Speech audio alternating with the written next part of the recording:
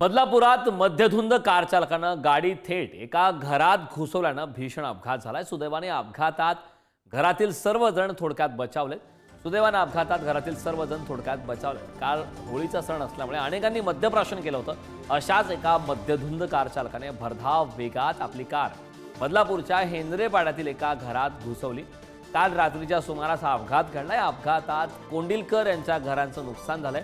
सुदैवानं कोणीही जखमी झालं नाही। अपघातात कार चालक किरकोळ जखमी झाल्याची माहिती समोर येते। आता या मद्यपी कार चालकावर पोलीस काय कारवाई करतात हे पाहणं महत्त्वाचं ठरणार आहे।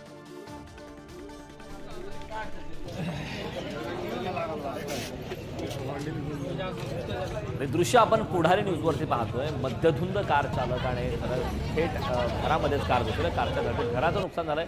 कुटुंबीय मात्र त्या ठिकाणी थोडक्यात बचावलेले। सुदैवानं यामध्ये कुटुंबियांना कुठल्याही प्रकारची हानी झाली नाही। नाही